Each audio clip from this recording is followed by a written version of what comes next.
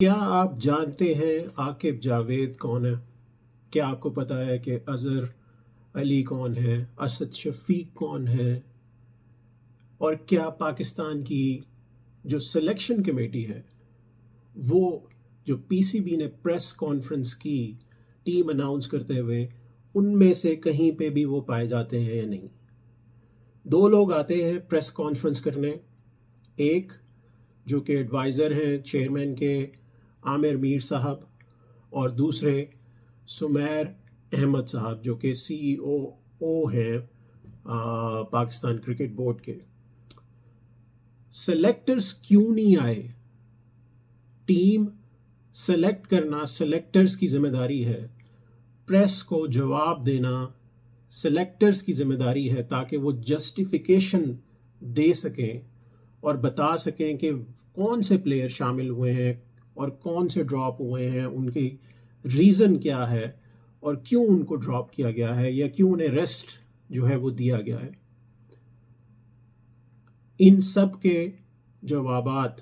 और सवालात जो आपके सामने हम रखेंगे आज, वो इस वीडियो का हिस्सा होंगे। दूसरा, हम पीसीबी के बारे में डिस्कस करेंगे कि जो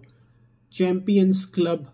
जैसे चैम्पियंस लीग हुई थी, तो वर्ल्ड चैम्पियंस क्लब लीग जो है वो शुरू होने जा रही है नेक्स्ट ईयर 26 में पॉसिबली।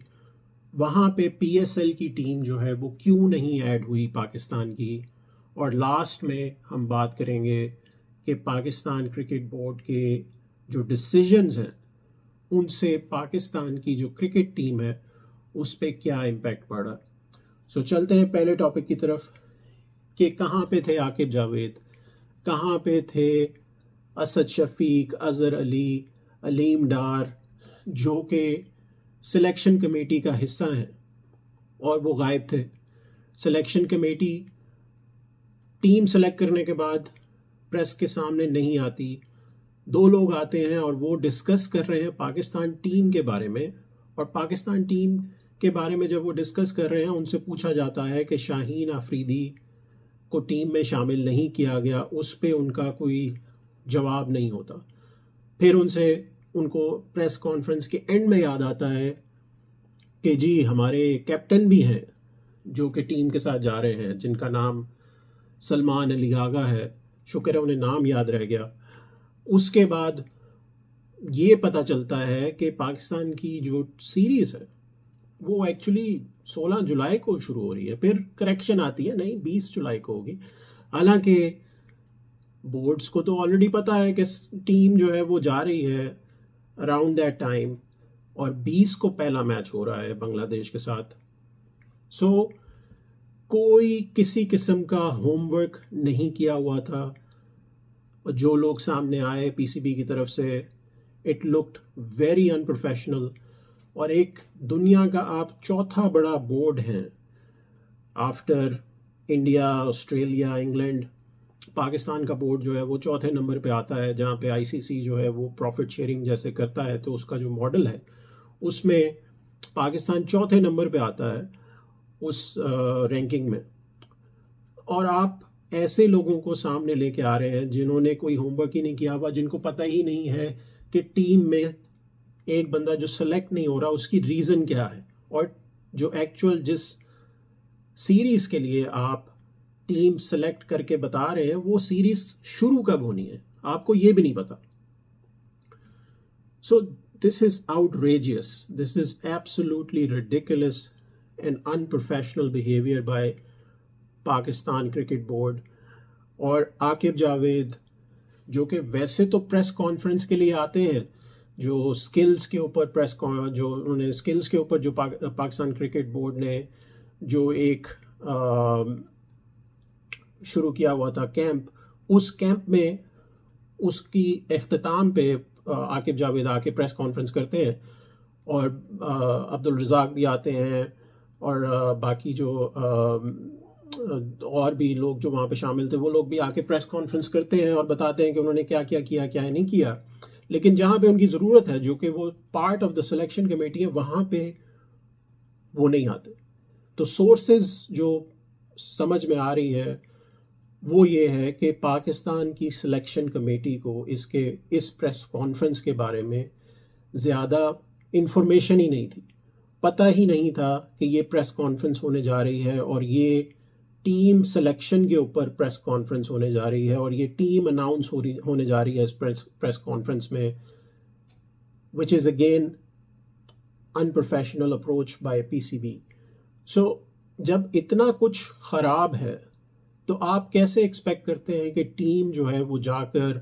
वर्ल्ड कप जीत के आएगी, टीम जो है वो जाकर चैम्पियंस ट्रॉफी में बड़ा अच्छा परफॉर्म करेगी, टीम जो है वो जाकर ऑस्ट्रेलिया में ऑस्ट्रेलिया को हराएगी, इंग्लैंड में इंग्लैंड को हराएगी और जाके जो है वो आप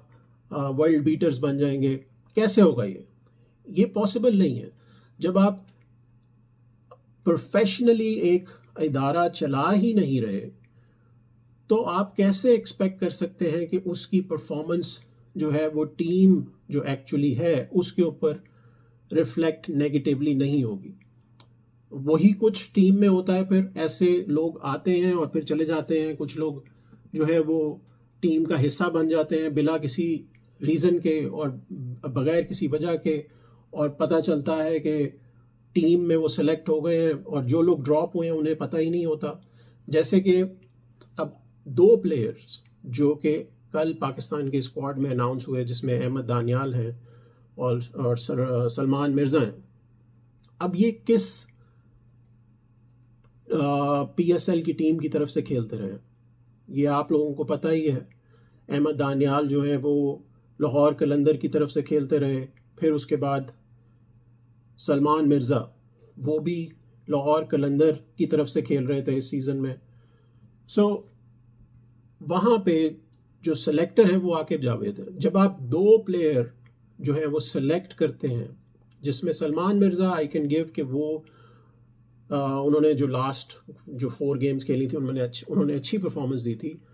बट अगेन इतने कम एक्सपीरियंस के ऊपर आप पाकिस्तान की टीम में ऐड कर रहे हैं एक बंदे को, और आपके पास जो है वो पीछे प्लेयर बैठे हुए हैं जो कि जिसमें वसीम जूनियर जो थे वो भी फिट हो गए थे तो वो टीम का हिस्सा बन सकते थे। तो वो कैसे बाहर होते हैं इस टीम से जब आप इन दोनों को सेलेक्ट कर रहे हैं और वसीम जूनियर को आप नहीं खिला रहे, इवन दो कि बांग्लादेश में जो है वो स्पिन विकेटें होंगी, ये सबको पता है, तो पेसर्स का इतना जो है वो दारोमदार नहीं होगा, इतना रोल नहीं होगा खेलने का। लेकिन स्टिल आप जब बंदे को जो वसीम जूनियर हैं उनको आप कॉन्स्टेंटली इग्नोर करेंगे तो एक टैलेंट जो होगा वो वेस्ट होगा। एक पैथवे होना चाहिए जिसके थ्रू जो है वो टीम सेलेक्ट होनी चाहिए। सो पीसीबी की जो कल प्रेस कॉन्फ्रेंस थी उसमें ब्लंडर आफ्टर ब्लंडर थे, और आपको ये कहीं नहीं नज़र आता किसी भी बोर्ड की तरफ से जब कोई टीम अनाउंस होती है तो उनके जो सेलेक्टर होते हैं वो आके टीम को अनाउंस करते हैं। और ऐसा ही पाकिस्तान क्रिकेट बोर्ड पहले करता रहा है। जब पाकिस्तान के जो सेलेक्टर थे, असद शफीक आए थे, अजहर अली आए थे, और उसके बाद और भी जो पहले के सेलेक्टर्स थे वो आकर प्रेस कॉन्फ्रेंस करते थे। जैसे मोहम्मद वसीम थे जो जब वो सेलेक्टर थे तो वो आके प्रेस कॉन्फ्रेंस करते थे और वो आके बताते थे, इवन दो कि उन्होंने सामने लैपटॉप खोला होता था और उनको लैपटॉप सेलेक्टर कहा जाता था, but at least he showed up and basically gave the reasons of why somebody has been selected, why somebody is not selected. So ambiguity leads to disruption, and जो path होगा फिर टीम का वो भी वैसा ही होगा। So I would say कि PCB को अपना एक्ट जो है उसको गेट टुगेदर करना चाहिए, और टीम जो मैनेजमेंट है, जो उनकी इस वक्त की मैनेजमेंट है, उस पर बहुत बड़े क्वेश्चन मार्क्स हैं। दूसरी जो चीज़ है जो हम आपसे डिस्कस करना चाहते हैं, जो कि वर्ल्ड क्लब चैम्पियनशिप जो कि अनाउंस हो रही है दोस्तों। जैसे आपको पता होगा चैम्पियंस लीग होती थी 2009 में चैम्पियंस लीग शुरू हुई थी, जिसमें जो है वो जो डोमेस्टिक टीम की लीग्स होती थी, उनकी जो बेस्ट टीम्स होती थी जो जीतती थी अपने टूर्नामेंट्स को, जैसे आईपीएल की बेस्ट टीम होती थी Mumbai Indians, Chennai super Kings, इसी तरह जो बिग बैश की लीग होती, बिग बैश की जो विनिंग टीम होती थी, और इंग्लैंड प्रीमियर लीग जो होती थी उसकी जो विनिंग टीम होती थी, कैरेबियन प्रीमियर लीग, उनकी जो बेस्ट टीम्स होती थी वो आके फिर चैंपियंस लीग में आके मुकाबला करती होती थी। तो उसी नौयत का आईसीसी जो है वो दोबारा से एक टूर्नामेंट शुरू करने जा रहा है जिसका नाम वर्ल्ड चैंपियनशिप क्लब होगा। तो उसके लिए पाकिस्तान को कांटेक्ट किया जाता है कि हम आपकी टीम को जो पीएसएल की टीम है, जो विनिंग टीम थी, जो कि लाहौर कलंदर्स थे इस सीज़न में, उनको हम इनवाइट करना चाहते हैं इस टूर्नामेंट के लिए। अब now look at the unprofessionalism in PCB के आईसीसी की तरफ से मेल जाती है, वो मेल पाकिस्तान क्रिकेट बोर्ड को मिलती है, उस मेल को फॉरवर्ड किया जाता है पाकिस्तान के चेयरमैन को। पाकिस्तान के चेयरमैन जो मोहसिन नकवी साहब हैं, वो क्योंकि वो इंटीरियर मिनिस्टर भी हैं, उनके पास he wears multiple heads, obviously multiple hats, because he is doing multiple jobs. तो वहाँ पे ऑब्वियसली उनको इस ईमेल का वो जवाब देना भूल जाते हैं। एब्सेंटी कंसिडर होता है पाकिस्तानी बोर्ड उस मीटिंग में जो कि लंदन में मुनक्किद होती है। वहाँ पे जो इंग्लिश क्रिकेट बोर्ड है वो इस सारी जो टॉप लीग्स हैं उनके जो चेयरमैन हैं उनको वो बुलाते हैं, और वहाँ पे पाकिस्तान के जो चेयरमैन साहब हैं, जो कि पीएसएल T20 लीग पाकिस्तान में होती है, वो पाकिस्तान के एब्सेंट होते हैं, वो वहाँ पे नहीं होते, जिसकी वजह से पाकिस्तान की टीम की शमूलियत जो पहला इनॉग्रल वर्ल्ड चैम्पियनशिप क्लब का टूर्नामेंट होगा उसमें पाकिस्तान की टीम शामिल नहीं होगी। Now this is again unprofessionalism, this is again, आपके पास अगर बोर्ड में लोग मल्टीपल हैट्स पहन के डिफरेंट जॉब्स कर रहे हैं तो बोर्ड कौन चला रहा है किसी को कोई नहीं पता, किसी को कुछ आइडिया नहीं है, कोई किसी किस्म का कोई अकाउंटेबिलिटी नहीं होगी जब आपका चेयरमैन खुद से अकाउंटेबल नहीं होगा जो वो एक्शंस कर रहा है। सो मोहसिन नकवी को इसके बारे में सोचना चाहिए, उनको इसके बारे में देखना चाहिए कि ऐसे ब्लंडर्स जो हैं वो फ्यूचर में ना हो, और एक अपॉर्चुनिटी जो मिस हुई है वो ऐसा दोबारा से ना हो। इसकी करेक्शन होनी चाहिए दोस्तों, इसकी रिस्पॉन्सिबिलिटी पीसीबी को लेनी चाहिए, जो कि ऑब्वियसली वो नहीं लेंगे। सो इस इनॉग्रल चैम्पियनशिप में पाकिस्तान की टीम शामिल नहीं होगी, एंड दैट्स अ डिसअपॉइंटमेंट। इसके ऊपर हम डिटेल में एक वीडियो करेंगे इस चैम्पियनशिप क्लब लीग के ऊपर कि कौन सी टीमें इसमें शामिल होने जा रही हैं और कौन सी टीमें जो हैं वो नहीं होंगी। ऑन बेसिकली आईपीएल की भी कोई टीम इसमें शामिल नहीं होने जा रही, लेकिन आईपीएल की टीम का ना होना is basically a strategic move, because जब चैम्पियंस लीग होती थी तो उस वक्त जो है वो आईपीएल की टीम इतनी ज़्यादा डोमिनेट करती थी, जीती थी मुंबई इंडियंस और चेन्नई सुपर किंग्स जो कि मेजर विनर्स रह चुके हैं। तो उसकी वजह से फिर जो व्यूअरशिप है आईपीएल की टीम जिस मैच में नहीं होती थी वो गिर जाती थी, और जो एक एक्साइटमेंट लेवल होता था गेम का वो कम हो जाता था, और फिर बाकी जो मैचेस होते थे वो कोई देखता नहीं था, जिसकी वजह से this one of the reasons why this tournament was cancelled. सो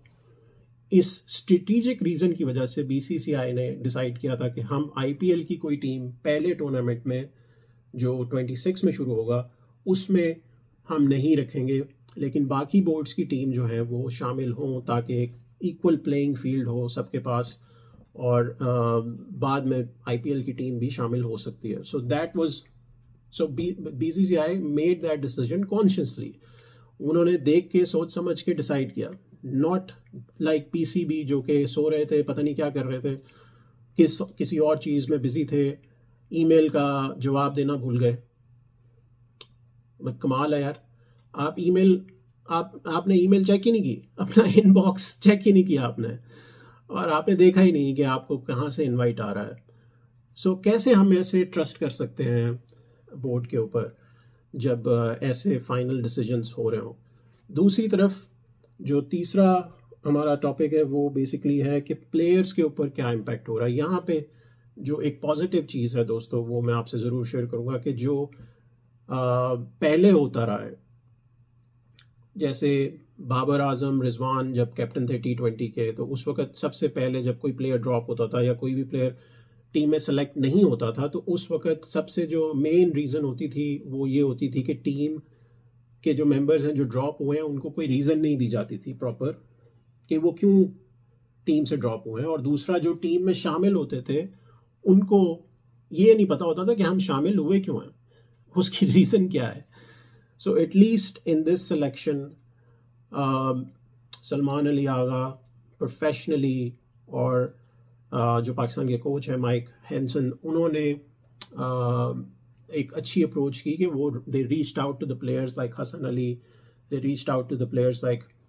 इरफान खान न्याजी, जो ड्रॉप हुए हैं टीम से या जिनको रेस्ट दिया गया है, उनको बताया गया कि आपको हम रेस्ट दे रहे हैं या हम आपको टीम में शामिल नहीं कर रहे, mainly because we are trying to get some youngsters in and see कि उनमें क्या पोटेंशियल है। So that's a good positive sign, but that's an initiative taken by Salman Ali Agha और उनकी जो टीम है उसने ये इनिशिएटिव लिया, नॉट बाय पीसीबी। पीसीबी का इनिशिएटिव क्या है कि वो आते हैं, प्रेस कॉन्फ्रेंस करते हैं, चले जाते हैं, ना उन्हें पता है कि मैच कब होना है, ना उन्हें पता है कि टीम का प्लेयर एक जो ड्रॉप हुआ है वो क्यों ड्रॉप हुआ है, और ना ही वो अपना इनबॉक्स चेक करते हैं, ना ही वो देखते हैं कि किसने उनको ईमेल की है, किसने उनको इनवाइट किया है, किस पर्पस के लिए बुलाया गया है। सो ये अनप्रोफेशनल बिहेवियर दोस्तों जब तक नहीं जाएगा मैनेजमेंट की तरफ से और वो प्रोफेशनल नहीं होंगे, तब तक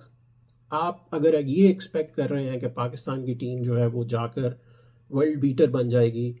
तो ये एक गलत सोच है दोस्तों। बिकॉज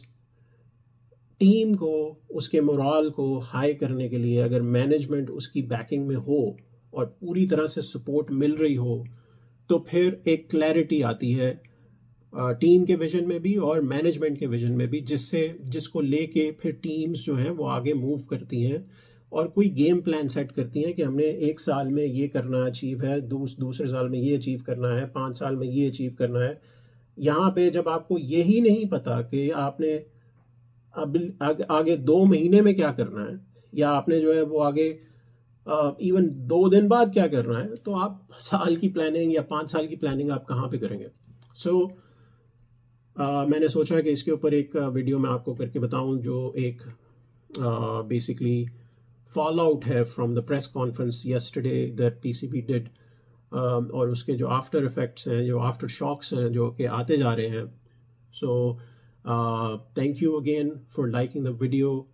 प्लीज़ आप अपने कमेंट्स ज़रूर कीजिए, शेयर कीजिए, लाइक कीजिए, सब्सक्राइब कीजिए और चैनल को जो है वो ज़रूर आप उस पर अपना फीडबैक दीजिए। मिलते हैं अगली वीडियो में, होती है मुलाकात अगली वीडियो में। Thank you so much.